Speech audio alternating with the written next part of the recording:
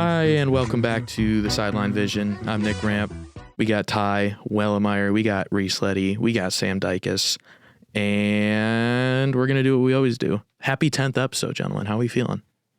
I'm shocked we've made it this far, to be honest with you. They said it couldn't be done. I wanted to prove the haters wrong, and by haters, I don't really know who's out there, but... And by haters, I mean Mama Wellemeyer, who was hating like crazy. I don't think she was. She wasn't. I think she was supportive. I'm making up lies on the podcast. How about you two? I don't think I've even told my parents I do this. Not out of embarrassment. Dirty little secret. I just don't. It's a secret. Sam, you've been not around for all 10, but you're on like 4 now or something. I'm close to half. Yeah. Close to half. It's been a good run. Hey, honestly, I'm also only close to half. So I think Ty's been our most consistent member. I think you only missed one. I don't think I've missed a single one. You missed one. You were out of town. Almost positive. Or maybe we didn't record that one. That's right. I've been all 10. I think every time you've left, I've been like, we're not doing it. I can't do this. I cannot do this my without star Ty. player. We just can't do it. No point in even showing up. We're going to start with soccer. Let's go, men's soccer. And it's going to be me. And unfortunately, men's soccer season is over. The end of the regular season, we didn't cover this on the last episode because I believe it happened last Wednesday. Ended the regular season with a 2-1 win over Ty's Evansville Purple Aces. Happens. It does happen. In fact, it just did. That's why I said it. But then in the MVC Championship first round, lost to UIC. UIC has now advanced to the final of the championship. Just want to shout out a couple players that I thought had good seasons. I'm no soccer expert by any means, but I see redshirt junior Brock Kuiper led the team in goals with 6. I go, okay, that's a score. It's a good season. 6 goals. Led the team. And someone who I have actually seen that I think plays well is graduate goalkeeper Grant Calvert. Really held it down on the back end for the team this season. Really heartbreaking loss. Only goal was an own goal, I do believe. And that was what ended it. So there's also a controversial offsides call from Belmont's end where they could have scored but got called back for offsides. Just a messy game. Messy game. Unfortunate ending to the season. But alas, the season is over. But going from an ending to a not really beginning, first week or so. This is a great transition. Sam Dicus, tell us about men's basketball. Men's basketball got a big 87-79 win over TSU on Saturday. They led for all but 39 seconds of the game, and that's kind of been indicative of how it's been going for Belmont and TSU. Belmont has beat TSU 10 straight times now and 24 out of the last 27 matchups, so it was written off before it started. The Bruins shot 52% from the field, but only 25% from 3 and 67% from the free throw line, and turned the ball over 17 times. There's a point where they looked like they were going to shoot them out of the gym. Tennessee State could not buy a basket. They kept taking some insanely difficult shots in the first half. It's just like, hey, let's get the ball moving kind of deal. Like at one point, they were over 12 minutes in, and they were shooting 12% from the field. But TSU got back in the game, and Belmont, to their credit, shut them down from there on out. Looking at the matchups, they were absolutely dominant in the paint. Brigham Rogers, Drew Sharnowski, and Sam Orem combined for 43 points, 19 rebounds, and 4 blocks with some insane efficiency down low. Shot 68% as a team in the paint. And Drew Sharnowski had some very impressive slam dunks. I mean, he really got the crowd into it. His one that gave the Bruins the lead for good, the and one dunk where he fell really hard on his back and everybody's Slammed like, "Oh down. gosh!" Thought he died. I legitimately thought he died. It looked like that Jaylen Brown dunk, from 8 years ago when he fell on the back of his head. Then he got up and he got the crowd into it. Everybody was fired up, and then TSU never stood a chance. But the threes just aren't falling yet, and I know it's early. And I talked to head coach Casey Alexander after the game, and he doesn't care that they're not falling. He made that very clear. He thinks that they've got a lot of good three-point shooters, and one of the guys that's really carrying it's Tyler Lundblade. He's hit 7 of his 17 threes on the year, good for 41%.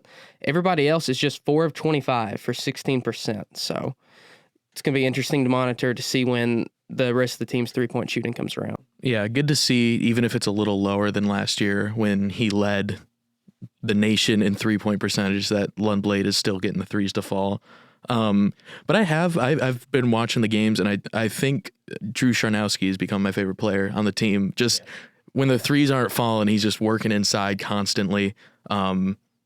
Really aggressive on the boards as well. Just been a fun player to watch. Highlight reel, And we watched that dunk in my sport production class, and we rewound it like 20 times. It was 5 big booms, dude. He came down real hard, but got right back. It was honestly, I was like stunned, and then he got back up and started firing the crowd up and joked about it in the post-game show. He's like, yeah, it doesn't hurt right now, but adrenaline's going to wear off and it's going to get to him. But regardless, fun start to the season. Want to see the shots start to fall, but as of now, they've been able to work through that. And you kind of got to think it's only up from here. Yeah, my favorite stat from the game was Tennessee State had more turnovers than assists.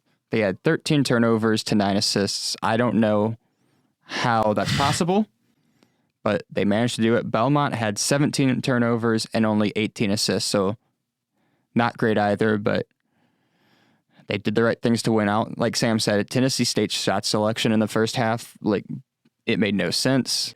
It was like rec league shots. Could they practice a 3? It looked like they didn't know what to do. Just not a great game from Tennessee State, and Belmont just had to do the bare minimum, I felt, to win this game. So yeah, and they did. They did. We're still doing the bare minimum. That's if nothing else. That's all that the matters. Bruin minimum. Ooh. Trademark. Don't take that. We're going to slide it over to Reece now. Women's basketball. How is their season going? Honestly, well, hey, got their first win of the season. That's always a great thing. Yay. Love to see. I actually am excited about that. That sounds sarcastic. sarcastic. Yeah, very let's happy. go. We beat Brown. I am buying stock on Art Brooks Island. Let's just say that. How much stock? Let's go. The market's not great, so let's go 10 shares. Okay. 10 shares? 10 shares. I'll do 10 shares of Art Brooks Kenny. Island. But always love to see Belmont beat an Ivy League school in New England, especially Brown. Brown University is where all the snobby kids from my school who want to go to Harvard get rejected by Harvard, and then get rejected by Yale, and they get rejected by Dartmouth, and then they get accepted by Brown. Whoever named all those schools really hated Bostonians. I just realized Harvard, Dartmouth, Yale, Brown. Oh, But it's always fun seeing Belmont beat schools I don't like, which is always fun. 83-61. Hillary Fuller had a 17-point game with 22 minutes played. It was honestly pretty spread out between who was able to score. 6 different Bruins were able to get double digits in point scoring. Honestly, though, I didn't think they played the best game. Their shooting was a little off. Not a lot of the threes fell. If I pull up the stats here, they were 5 for 22 for 3-pointers in this game. Yeah, not great. 22 for 62 and just field goals in general. But what they were able to do is just kind of make up for Brown's mistakes. I mean, they were able to convert 24 points to whatever mistakes Brown was making. So it just kind of came down to which team played worse. Yeah. And it really felt like they didn't figure it out until the fourth quarter. And then all of a sudden it was like, oh, yeah. And they just completely pulled away. I mean, it was a 2-point game, I think, after 3. Yeah. And I think the play that really summed it up was at one point, there was like an offensive rebound and it got kicked out to Tootie Jones. She's wide open in the corner. She kind of like jabbed to pass it and did like a pump fake back to the top. And then kind of like looked back like, oh, I'm wide open. And then shot it, made it. It was like, that's all they needed was to be like, oh yeah, we're better than this team and we should win. And then they did. So in the fourth quarter, Belmont outscored Brown 27-9. That'll do it. So that'll play. The score is not indicative of how close this game was for 3 quarters, and then that fourth quarter, like Reece said, they just took over. They actually proved that they were the better team. Yeah. All right. Well, that's all for the past week of basketball. Now we're swinging it over to volleyball. I tried to. We're setting it to Sam. There we go. We're setting it up to Sam. I was really trying it. And it wasn't coming. Setting to me. it. Swinging it? Nah. No. Spiking it over. Serving it up Sam to Sam. Dicus is about to serve on this segment. Sam Dicus is Volleyball. about to talk about volleyball. You can tell this 4 guys that don't play a lot of volleyball, just thinking of all the words that we've heard before. But volleyball had a great weekend. They swept the weekend slate of games, improved to 16-9 on the year, and 7-7 MVC play. One of those wins was against number 2 Valparaiso, who's 20-7 on the year, and now 11-3 in the conference. And Belmont beat them in 3 sets, 25-21, 25-21, and 25-20. Ah, man. Close. We were close. 25-21, all three. Valparaiso's first loss against someone other than UIC or UNI in MVC play all year. Bruins led in points, kills, digs, assists, and tied in blocks and aces. So multifaceted win, played really well, and I think this was like a tournament level match. They swept a really, really good opponent, and what struck me was how they held on to the lead late in sets. There was 5 or 6 times where Valpo would get within 1. I think it was like 5 or 6 times late in the sets we get within 1, then Belmont would go on like a 2-0 or 3-0 run, and then finally finish it out. And I think it's their biggest and most important win of the year because it fed into them beating number 8 Southern Illinois, who's just 11-7 on the year and 5-9 at MVC play. Not a whole lot playing for them right now. Really, Southern Illinois was just trying to ruin Belmont's season, but they were not victorious. Belmont won in 5 sets. They won the first set, but then coughed up the next 2, 25-20 and 25-22, before rallying to win the last 2 sets, 25-14 and 15-12. And I think those are the 2 kind of matches that you want to see when you're getting close to that tournament, close to trying to compete for that tournament. Just a straight up sweep where it's you have the lead, you hold the lead, and a match where you start off hot, lose it, and then can get it back. Those are the 2 things that you really need, and they really could not afford to let this one slip away. And then looking at some individual performances, Brooke Gilliland was named TSWA, Player of the Week. She led Bruins in kills in both the matches with 14 and 21 respectively. The Southern Illinois game was one of her best matches of the season. She had 21 kills, 3 aces, 3 blocks, and 12 digs. Then Jordan Tchaikovsky won MVC Freshman of the Week. She had 72 combined assists across 2 matches, including 47 against Valparaiso, which was 4 away from tying the program record of assists in a 3-set match. Yeah, I mean, last week we talked about, come tournament time, volleyball is going to have to start beating some of the better teams, and they did with Valpo, and really promising as we near the close of the season here. It's getting close, right? I believe so. This is the last 2 games before the tournament this week. This is where you step up and you win and have good momentum. We'll talk about that. Yeah, momentum. We'll talk about that. Yeah, you're getting ahead of I'm so antsy to talk about volleyball. All right, well, first talk about men's tennis and men's golf. Gentlemen, we have champions in men's tennis. Let's clap. go. Wait for We got it. something for that? Yeah. All right, we'll see if I even remember to put in the music track for that in editing. So Sabi Roy and Stefan Vedovelli, they won the consolation doubles at the ITA Conference Masters in San Diego. They defeated doubles teams from Elon, Fairfield, and Binghamton. Roy also competed in singles, but he lost in the round of 32 to Old Dominion. But you know what? A championship's a championship. Indeed it is. And we'll take it. Let's just say that. And then men's golf, they placed 15th in the, I'm going to say it this time. I didn't say it last week. The Pearl at Kalau. I think it's Kalauau. We had our Hawaiian expert, Nick Ram. Native Hawaiian Nick Ram, who's from northern Michigan. Yeah, they placed 15th. Junior Gregoff, he led the team in 29th place. And an interesting tidbit I found while doing the research is that play got suspended due to darkness during one day. Daylight savings. Comes for us all. Comes for us all. Even at Hawaii. Yeah. Well, that's how time works. Doesn't really change. Well, now we can get to what Ty was so antsy to talk about, except it's not him, it's Sam looking ahead, future focus at the next week of volleyball. All right, so volleyball, like I said, it's the last week heading into the tournament, and the seeding looks like this. UNI is 1, Valparaiso 2, Drake 3, UIC 4, Belmont, Bradley, and Illinois State all have a 7-7 record in MVC, and the way that they have it on the MVC website goes Belmont, Bradley, Illinois State. And I'm not sure what the tiebreaker is because it's not very clear. Do you guys know? It's just men's soccer all over again, It is. dude. Tiebreakers. You said the word tie and I had PTSD. No more ties. Usually like off like records against tired teams or something like that. I don't see. I looked it up. I chat GPT'd it. I did everything, and it said it's either overall record, which would go to Belmont because Belmont has the best overall record, or head-to-head, which Belmont does not have. I'm thinking it's going overall record, and then if you have the same overall record, then it goes head-to-head. Wait a minute. Let's see here. I found a PDF. 2024 tiebreaker PDF. And if the Belmont Wi-Fi could load this, we'd be golden. Okay. Oh, that's basketball. That's not helpful. And the thing is, the tournament's different than it was last year, because this year it's just the top 6. Last year's the top 8.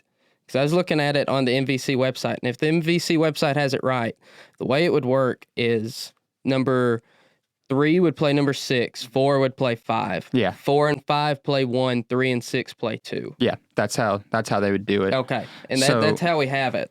According to the men's basketball tiebreaker, this could be different. If 3 or more teams are tied, regular season competition among the tied teams shall be pooled into a mini round robin.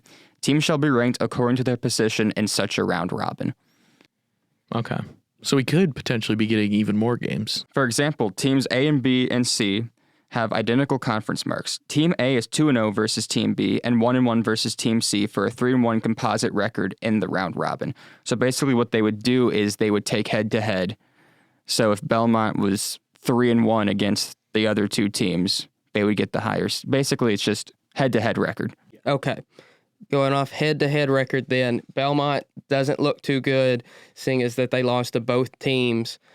But looking at it like this, I don't hate how it looks, because Belmont has Murray State, who is dead last, and UNI, who is first. They're going to lose that UNI game. UNI have won 17 straight games. They're 21-5 overall, 14-0 in the conference. That game Saturday at home at 5. There's a couple of factors that you think maybe the Bruins could squeak one out, like UNI playing at Murray State on Friday, then having to come to Nashville for travel. They already have the number 1 seed locked in. Really wouldn't care too much about that game, but the Bruins cannot count on that game. They got to focus on the Murray State game and absolutely cannot afford to blow that game, because that game is key to everything.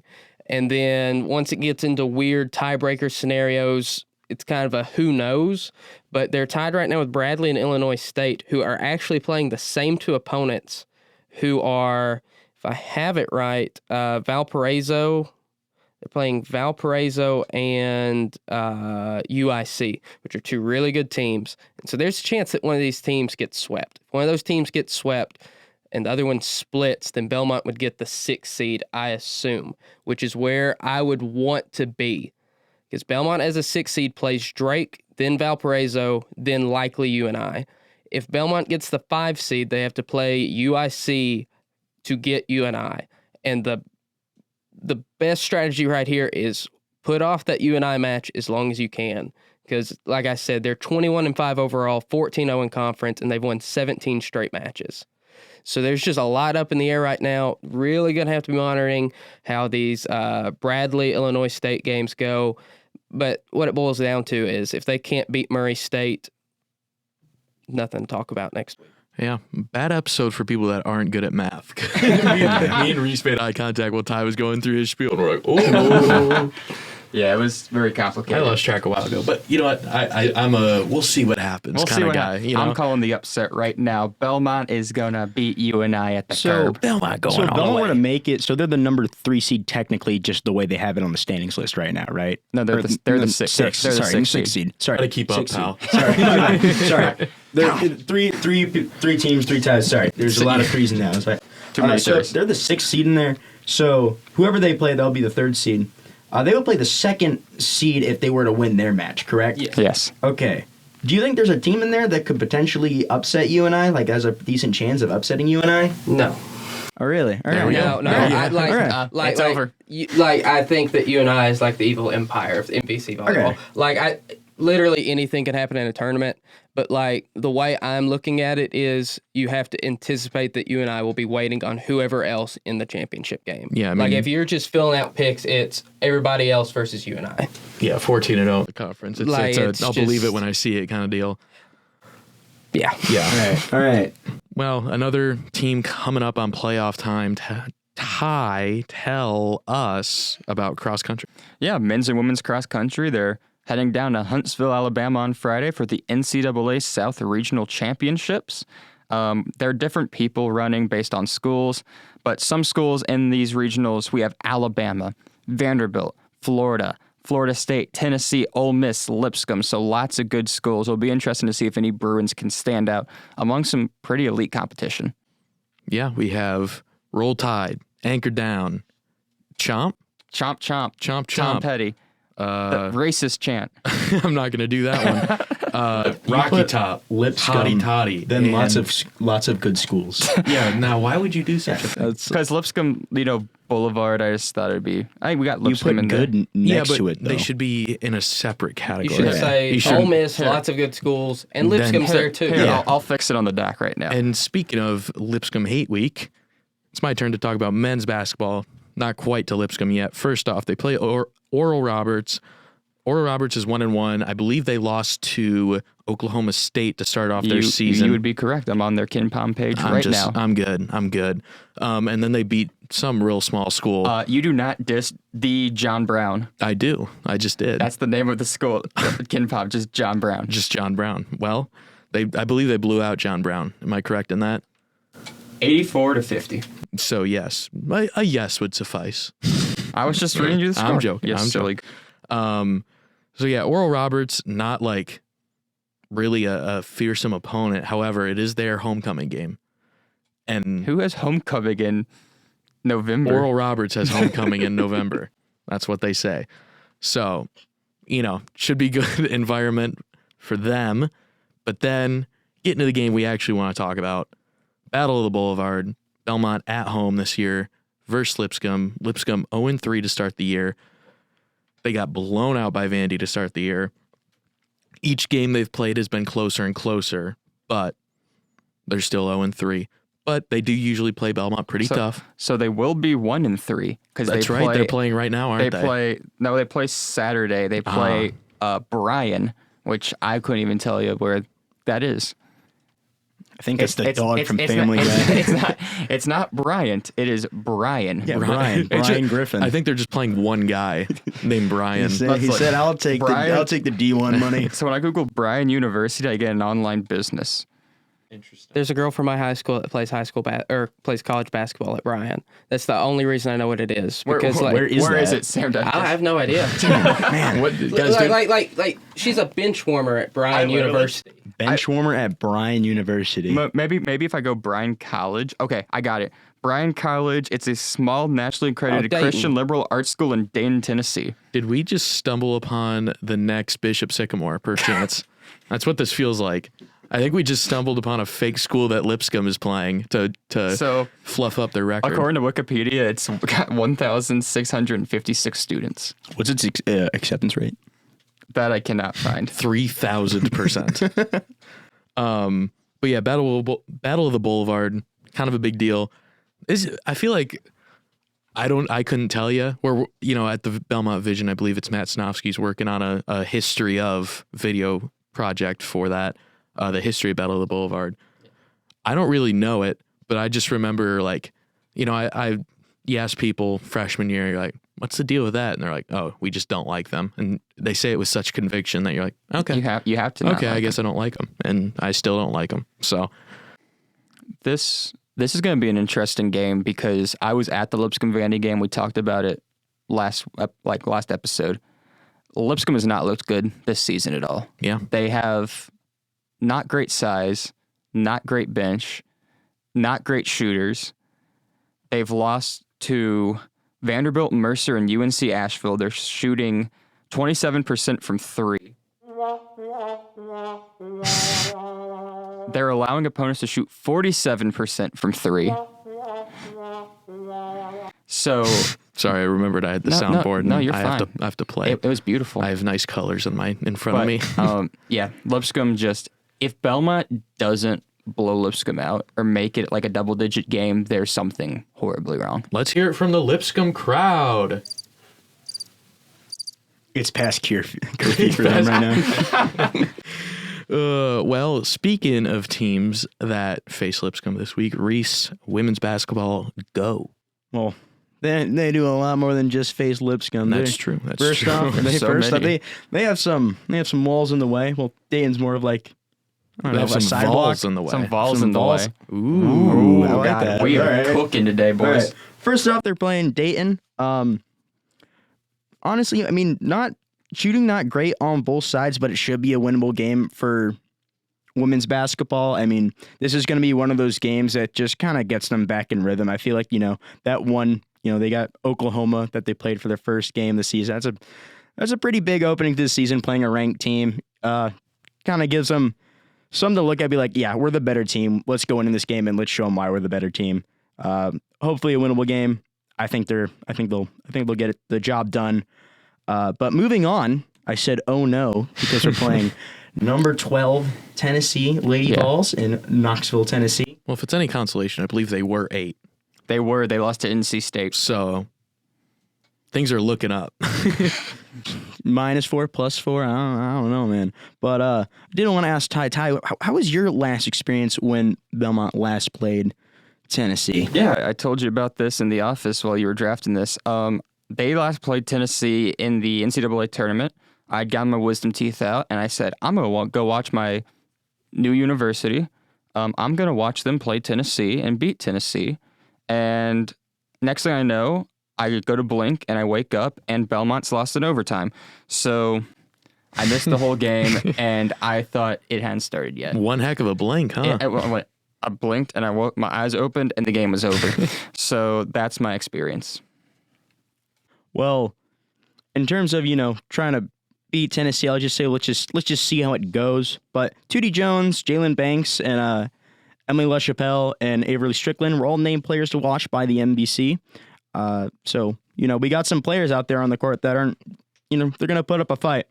But Bruins are also 1-37 all-time against nationally ranked opponents in Belmont's NCAA era, which is not a favorable stat by any means. It's not the best stat I've seen.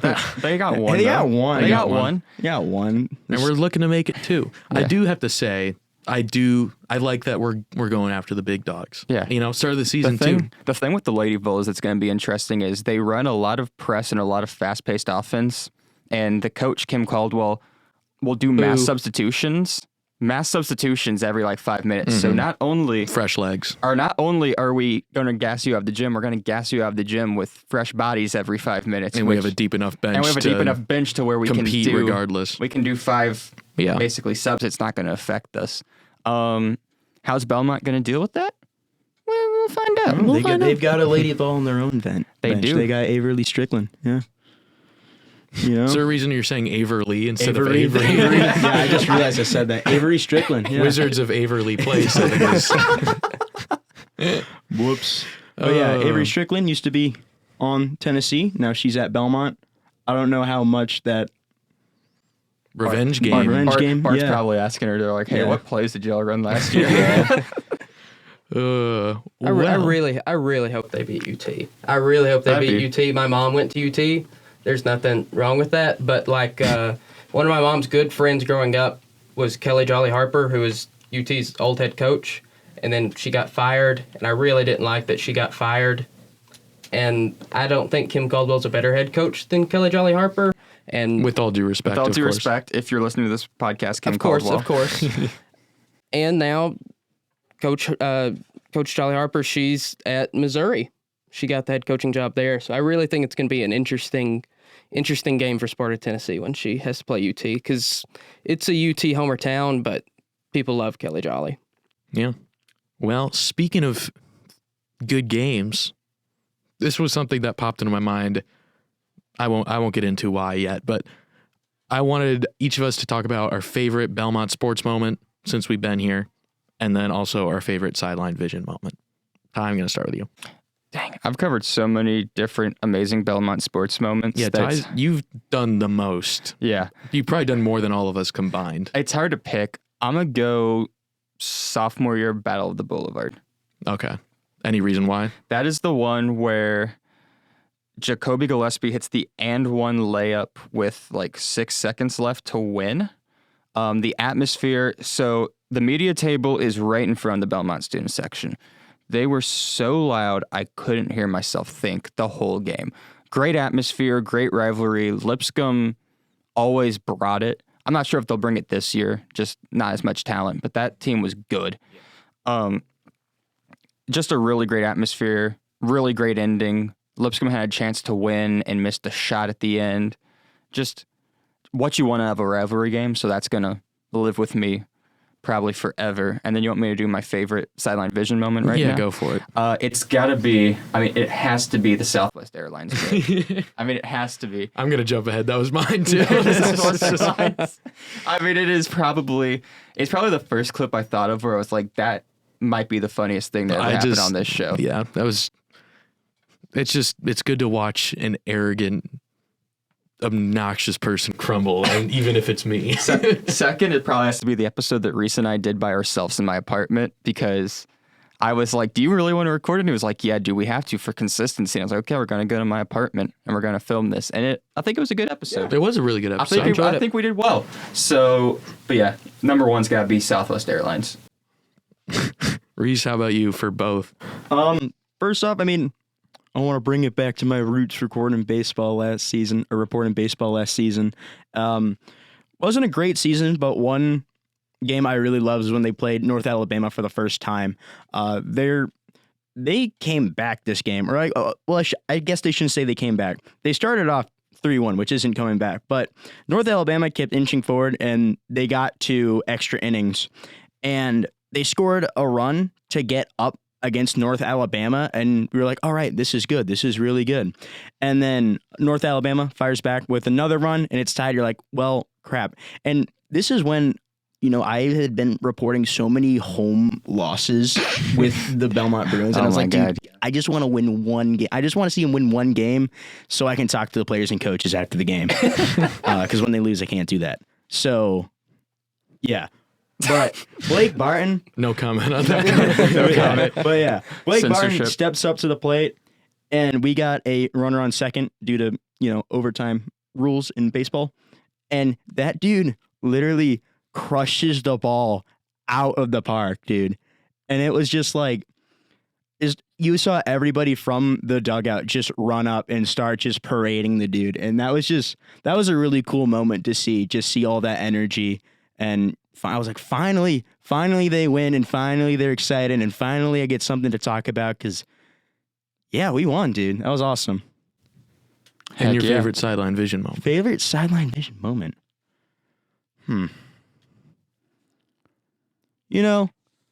I'll say the first episode, just because, I haven't done anything technically like second episode. Second episode, your first episode? My first episode.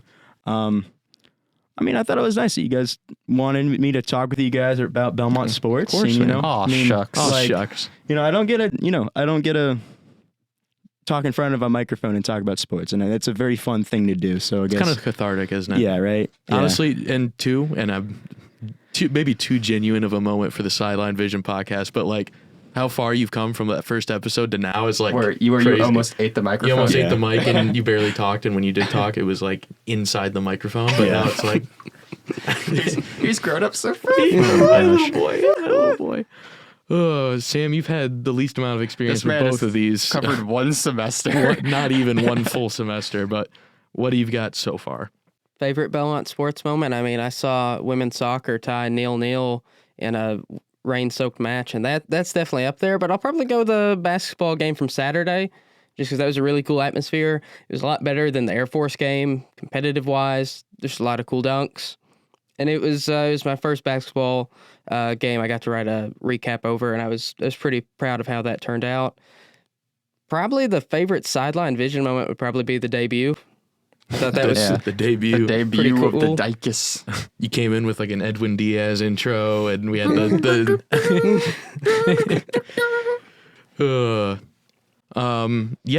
I asked the question, so I guess I'll answer it now. I've kind of gone back and forth a bunch, but I really think I was in my sport production class, and we were watching coverage of a specific game, men's basketball, first game of the 22-23 season, my freshman year. These two they weren't here for that. They don't even know what I'm talking about. They're so confused. First Belmont game I ever attended, didn't know anybody. I was in the student section, but I was just hanging out by myself watching, basically. Belmont's leading the whole game. Ohio comes back final seconds, like literally last. I think it was under 2 seconds. Yeah, it was crazy. Inbound pass on the other end, down by. Oh my God, he's getting choked up. I'm not getting choked He's up. getting choked up thinking about it. It's so beautiful. Kate Tyson. My voice is giving out on me all of a sudden. I don't know. I'm literally losing my voice as I speak. I'm gonna get this out quick. I don't know what's going on. Maybe I am getting choked up. Kate Tyson gets the inbound, top of the key, very deep, pulls up, nails it. I started going crazy. Everybody rushed the court. I rushed the court after. Everybody rushed the court after when the shot went in. I was like, well, let me wait till they confirm it. And then they did. And then I walked down to the court, and the security guard's just, whatever. Wait, don't stay too long. Yeah, basically, just is the look he gave me. But yeah, that was a lot of fun. I think volleyball this year under the lights at Vandy would have been if we won. Dude, that game, it was a sick atmosphere. I just had such a bad experience trying to get into the game that it kind of soured it for me. For me, it was because I was on the court. Yeah. That made it pretty cool. But yeah, and I do think my favorite moment is Southwest Airlines. We might have to put that clip in just so people know what we're talking about. And now you're saying that, so now I have to find a way to edit it in. Thanks a lot, man. That's what I'm here for. I'm here to make your job a little harder. You're playing in Albany, New York. It's an away environment. You have to fly Southwest. I have a girl in one of my classes. She said they were flying Southwest. Maybe not the most comfortable flight. Who knows? To Albany, New York? Yep. So that's actually in the Northeast. Where did I say they were going? You said Southwest. No, they flew Southwest. The airline. They flew the airline. I'm thinking directionally, and I'm like, no, the airline. The blue planes, Nick Rampe. Last I checked. That seems a different way of going to New York than most people. They took the very long way. They took the scenic route. Is that what they teach you in Evansville? This is the Evansville education kicking in. No, my apologies. The airlines. That makes substantially more sense. I'm going to stop talking because I'm making a fool of myself, and I'm going to pass it over to Ty that knows that Southwest is an airline to talk about some of the other sports that we had this week. Well, we're going a little long again. Not as long as last time, but we're going to stop it here. Good episode, 10 episodes in, feeling good. Hope you join us next week for number 11.